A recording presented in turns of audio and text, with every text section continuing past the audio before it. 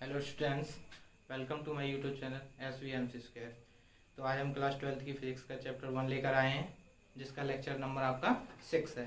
तो आपने अब तक हमने 5 लेक्चर ले चुके हैं, जिसमें हमने अगले लेक्चर में पढ़ा था वैद्युत विद्युत से किया गया कार्य, वैद्युत पर बल युग्म, क्लियर है, और उसकी स्थितिज ऊर्जा। और हमने अगले लेक्चर में उससे अगले देखा था ब्रॉडसाइड ऑन पोजीशन और एनी पोजीशन। तो आपने यहाँ तक अच्छी तरह से पढ़ लिया है। तो आज हम आगे की ओर चलते हैं और हमारा चैप्टर है, चैप्टर फर्स्ट है electric charge and field.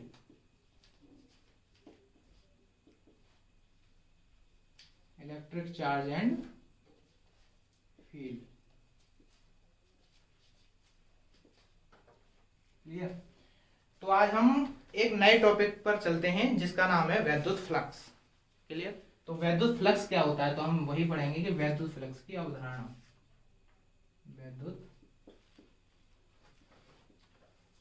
Flux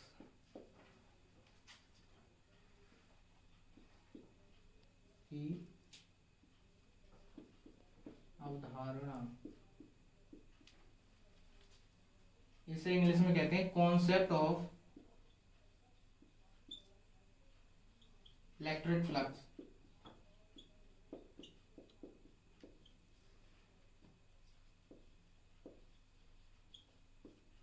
ठीक है, तो हम अब इसकी चर्चा करेंगे। ये आपका नया टॉपिक है इलेक्ट्रिक फ्लक्स। तो इलेक्ट्रिक फ्लक्स क्या होता है, वैद्युत फ्लक्स, इसके बारे में हम चर्चा करेंगे। देखिए ये किस पर डिपेंड है, पूरा जो आपने इलेक्ट्रिक फील्ड्स लाइन पढ़ी थी, यानी वैद्युत क्षेत्र जो रेखाएं पढ़ी थी, उस पर ही बेस्ड है ये जो हमारे पास वैद्युत फ्लक्स है, क्लियर है। तो वैद्युत फ्लक्स, अब हम इसे कैसे, देखिए वैद्युत फ्लक्स होता है हमारे पास, जो हम वैद्युत फ्लक्स को रिप्रेजेंट करते हैं फाई ई से, क्लियर है।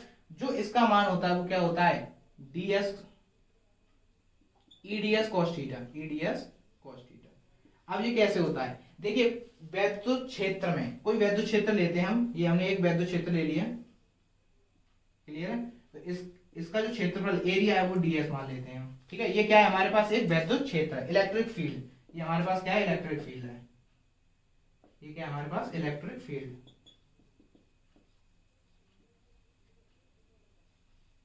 ये हमारे पास इलेक्ट्रिक फील्ड है जिसका एरिया है डीएस, ठीक है। तो अब हम इस पर क्या करते हैं, वैद्युत फ्लक्स पर इससे जितनी भी लंबवत रेखाएं गुजरेंगी, यानी लंबवत जो रेखाएं गुजरती हैं, ठीक है, हम इसे एन कर देते हैं। लंबवत गुजरने वाली जो वैद्युत क्षेत्र रेखाएं होती हैं उसी को हम क्या कहते हैं, वैद्युत फ्लक्स, क्लियर है। तो यहां से हम यहाँ पर जो परिणामी हमारी तीव्रता को हम ई ले लेते हैं। अब इसके क्या करेंगे हम घटक, ये हमारे पास जो एंगल है वो कितना है, थीटा, ठीक है। अब इसके हम जब घटक करते हैं तो हमारे पास ये वाला आता है, ये वाला हमारे पास आता है ई साइन थीटा, और ये वाला आता है ई कॉस थीटा, क्लियर है। ये घटक है, ठीक है। तो हमारे पास अब ये आ गया, ठीक है।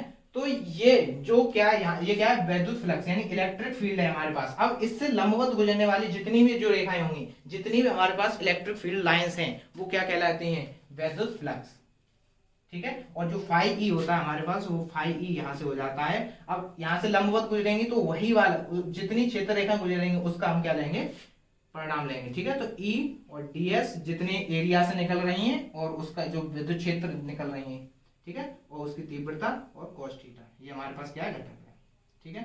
तो ये हमारे पास क्या हो गया, वैद्युत flux.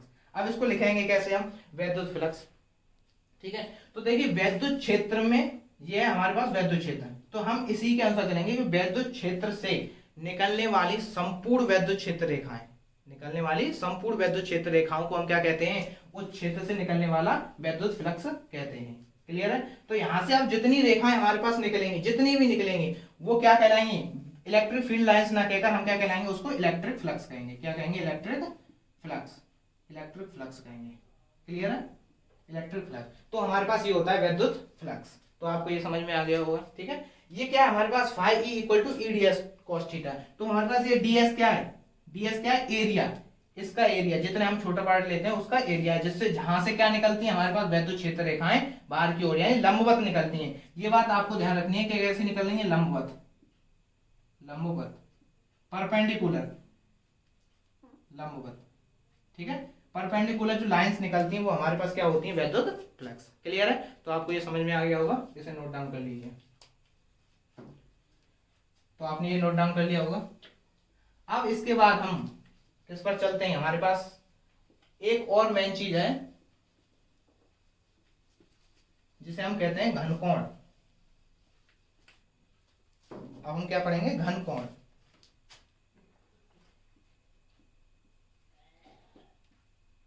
घनकोण, solid angle, solid angle. देखिए सॉलिड एंगल का मतलब क्या है, सॉलिड माने ठोस, ठीक है।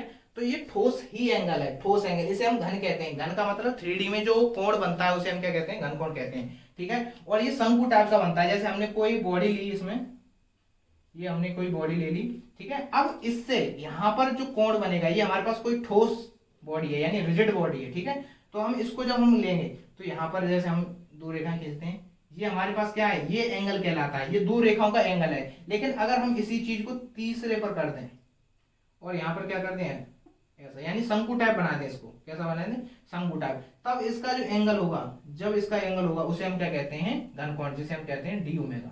ये ओमेगा है, डी ओमेगा। इसको किससे रिप्रेजेंट करते हैं, डी ओमेगा से। यही हमारे पास क्या है, सॉलिड एंगल। यही क्या है हमारे पास, सॉलिड एंगल। क्लियर? ये क्या है हमारे पास, सॉलिड एंगल। अब इसका मान क्या होता है, देखिए ये मान होता है, इसकी दूरी हम कहते हैं, ले लेते हैं आर। तो हमारे पास जो डी ओमेगा का मान होता है वो किसके बराबर होता है, हमारे पास D S cos theta upon R square, और जिसका मान हम निकालते हैं 4 पाई। क्लियर है? इंटीग्रेशन ऑफ डी ओमेगा का, ठीक है। इसका जे हमारे पास क्या है, छोटा कोण हम लेते हैं एक बॉडी के लिए। जब हम इसको पूरा बॉडी के लिए घुमाएंगे तब हमारे पास जो डी ओमेगा की वैल्यू होती है वो डी एस, यानी छोटा पार्ट, इसका ये वाला जो एरिया है, ठीक है, एरिया, और उस कॉस थीटा और R square upon R square होता है, जिसका मान कितना होता है, 4 पाई। तो ये हमारे पास क्या है, घनकोण है। क्लियर? Solid angle. इसका उपयोग ज्यादा नहीं है, ये आप इतना ही याद रखें, इसके लिए इतनी ये वैल्यू याद रखें, क्योंकि इसका उपयोग किसमें होता है, गॉस की थ्योरम में। गॉस प्रमेय ने जो थ्योरम दी थी उसमें इसका यूज होता है, इसीलिए इसको पढ़ना बहुत जरूरी है। इसका डायरेक्ट उपयोग होता है, इसकी ना ही थ्योरी आती है एग्जाम में, ना ही कुछ आता है, ठीक है। तो आप इसकी क्या करेंगे, वैल्यू याद रखेंगे। क्लियर?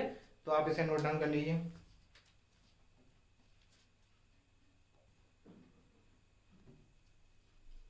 तो आपने इसे नोट डाउन कर लिया होगा, ठीक है। अब हम इससे जो मेन टॉपिक है, इसके बाद जो मेन टॉपिक है, अब उस पर हम चर्चा करते हैं। तो आप ये बहुत अच्छी तरह से समझ रहे होंगे सब चीज, ठीक है। अब इसके बाद जो हमारा टॉपिक है वो क्या है, गॉस की प्रमेय। गॉस की प्रमेय,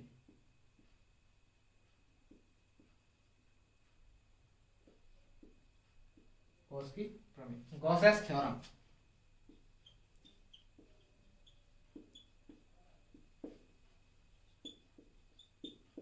गॉसेस थ्योरम। क्लियर? अब हम इसकी चर्चा करेंगे। देखिए गॉस प्रमेय क्या होती है, ये बहुत ही इंपॉर्टेंट प्रमेय है, इसका एग्जाम में आने का बहुत ज्यादा चांस रहता है, ठीक है। इससे न्यूमेरिकल भी बनते हैं, इसका आने का भी चांस रहता है। तो इसको ध्यान से समझेंगे कि गॉस प्रमेय क्या है। गॉस प्रमेय ने अपने में क्या बताया, देखिए गॉस प्रमेय क्या होती है कि जो फाई है, फाई ई है, वो किसके बराबर होती है, क्यू अपॉन एप्सिलॉन नॉट। ये हमारे पास क्या है, गॉस थ्योरम। क्लियर? अब उन्होंने थ्योरी में क्या दिया, इसको कैसे रिप्रेजेंट किया, ठीक है। तो हम कहेंगे कि बंद पृष्ठ में, किसमें करेंगे, गॉस प्रमेय के अनुसार जो उन्होंने बोला, क्या बोला उसे ध्यान से समझना, कि बंद पृष्ठ कैसा होना चाहिए, पृष्ठ कैसा होना चाहिए, बंद होना चाहिए। सबसे पहली चीज उन्होंने बताई कि पृष्ठ कैसा होना चाहिए, बंद। बंद पृष्ठ में, बंद पृष्ठ से निकलने वाला कुल वैद्युत फ्लक्स, यानी जो हमारे पास इलेक्ट्रिक फ्लक्स है, वो बंद पृष्ठ से निकलने वाला कुल वैद्युत फ्लक्स, उस पृष्ठ पर आवेश, कुल आवेश, जो आवेश है हमारे पास, ये कैसा होना चाहिए, कुल आवेश, यानी बंद पृष्ठ से निकलने वाला संपूर्ण वैद्युत फ्लक्स उस पृष्ठ पर उपस्थित आवेश का 1 अपॉन एप्सिलॉन नॉट गुना होता है। ये किसने बताया, गॉस प्रमेय ने, ठीक है, गॉस ने दिया। तो क्या होता है कि जो सब बंद पृष्ठ है हमारे पास, ये हमारे पास बंद पृष्ठ है, कोई ऐसा हमने कोई रिजिड बॉडी ले ली, बंद पृष्ठ, ठीक है, ये ऐसे। अब इससे निकलने वाला जितना भी फ्लक्स होता है, ठीक है, वो क्या होता है हमारे पास, वो 1 इस पर जो आवेश होता है, इस पर आवेश है सपोज Q है, तो इस पर जो आवेश होगा वो कितना होता है 1/ε0 गुना होता है। उसे हम क्या कहते हैं वैद्युत फ्लक्स। ठीक है, इससे निकलने वाला संपूर्ण वैद्युत फ्लक्स होता है। ये किसने बताया गॉस ने। क्लियर है। तो अब इसे हम क्या करेंगे प्रूव करेंगे। ठीक है, तो आपने गॉस प्रमेय समझ में आ गया होगा कैसे क्या होता है। अब इसको हम क्या करेंगे प्रूव कि आखिर ये इतना ही क्यों आता है, ये कैसे आया और कहां से आया। क्लियर है, तो हम इसका प्रूव करते हैं। प्रूफ देखते हैं इसका क्या है गॉस प्रमेय का। क्लियर है, तो हम यहाँ पर प्रूफ देखेंगे। अब प्रूफ हम देखते हैं कि क्या है। देखिए एक रिजिड बॉडी लीजिए, कैसी बॉडी लीजिए, मैं यहाँ पर छोटी सी बना रहा हूँ, आप बड़ी सी बना लेना। एक रिजिड बॉडी ली हमने, कैसी भी ले सकते हैं, जरूरी नहीं है ऐसी से बनाए। ठीक है, और हमने इस पर यहाँ पर बिंदु है, यहाँ पर आवेश है Q। क्लियर, अब यहां से हमने ये लिया और एक ये लिया, यानी ये हमारे पास क्या है ds, इसका मान कितना है ds, ये छोटा पार्ट है। क्लियर है, और यहां से हमने एक लाइन ड्रॉ करी, यहाँ पर बिंदु हमने P माना, इस पर हमें क्या करना है वैद्युत फ्लक्स ज्ञात करना है, ये r दूरी पर। क्लियर है, ये दूरी हमारे पास अब इसको ले लेते हैं। क्लियर, और इसका जो कोण है वो कितना है d ओमेगा, घन कोण, इसमें कितना लेंगे हम घन कोण जो मैंने बताया था। क्लियर है, अब यहाँ पर वैद्युत क्षेत्र इधर आएगा, वैद्युत क्षेत्र यहाँ पर कितना हो जाएगा हमारे पास, जब ये वाला एंगल है यहां से हम लेंगे, यहाँ पर ये आएगा वैद्युत क्षेत्र, और यहाँ पर ये थीटा कोण पर आएगा, तो हमारे पास ये हो जाएगा E cos थीटा। ठीक है, और यहाँ पर ये हमारे पास क्या निकलनी है वैद्युत क्षेत्र रेखाएं निकलनी है। ठीक है, तो अब इसके अनुसार हम ड्रॉ करेंगे। अब देखिए यहाँ पर बिंदु P पर निकलने वाली जो वैद्युत क्षेत्र रेखा है, हमारे पास जो electric intensity of electric field है वो कितनी होगी। ठीक है, तो हम यहाँ पर बिंदु P पर लेंगे, बिंदु P पर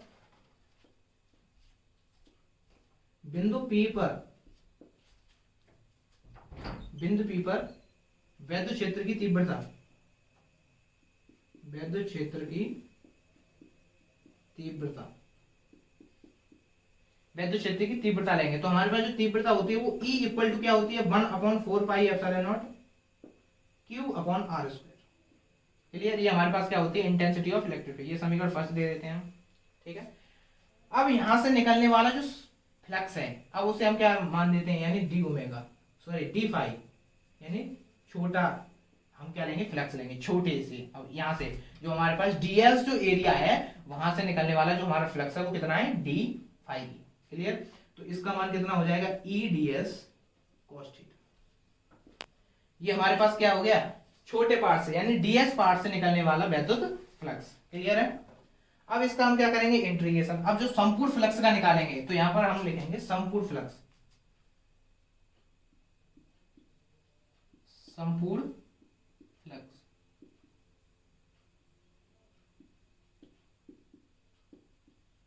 जब हम संपूर्ण फ्लक्स निकालेंगे तब इसका क्या कर देंगे हम इंटीग्रेशन, जो हमारे पास फाई ई आ जाएगा उसका हम क्या करेंगे इंटीग्रेशन डी फाई। क्लियर, तो फाई ई की जो हमारे पास वैल्यू निकलेगी वो कितनी आएगी इंटीग्रेशन ऑफ, अब ई की वैल्यू यहां पर हम डी फाई की वैल्यू रखेंगे तो वो हो जाएगी ई ds cos थीटा, ई ds cos थीटा फाई। अब यहां पर हम इक्वेशन देखिए फर्स्ट से यहां पर ई की वैल्यू निकालेंगे, तो फ्रॉम इक्वेशन फर्स्ट। क्लियर, तो फाई ई इक्वल टू हमारे पास आएगा वैल्यू निकल के वो कितनी आएगी 1/4πε0 Q/r² ds cos theta. Clear, ये हमारे पास क्या है फाई ई के मान। अब इससे हम क्या करेंगे, ये वाली हमारे पास देखिए ये वाली राशि हमारे पास क्या है, ये वाली सारी ये कांस्टेंट राशि है, तो हम इसे बाहर निकालेंगे, तो फाई ई इक्वल टू हमारे पास Q/4πε0। अब देखिए ds cos theta upon r², मैंने अभी बताया था कि ds cos theta upon r² किसके बराबर होता है ओमेगा, डी ओमेगा के। क्लियर है, तो यहाँ पर हम डी ओमेगा की यहाँ इतनी सारी ये वाली देखिए ये वाली है ds cos theta upon r², इसकी जगह पे हम इंटीग्रेशन ऑफ डी ओमेगा कर देंगे। क्लियर है, तो डी ओमेगा, अब इंटीग्रेशन डी ओमेगा का मान कितना होता है बताया था मैंने 4π। ठीक है, तो मैं इसे यहाँ पर लिख रहा हूं, तो फाई ई हमारे पास जो आएगा वो कितना आएगा 1/4πε0 Q/Q, और इंटीग्रेशन ऑफ डी ओमेगा का मान होता है 4π × 4। क्लियर। तो 4 पाई से 4 पाई ये कैंसिल आउट हो जाएगा और हमारे पास जो फाई ई का जो फाइनल मान निकल के आएगा वो कितना आएगा, क्यू अपॉन एप्सिलॉन नॉट। और यही क्या है हमारे पास, गॉस की थ्योरम।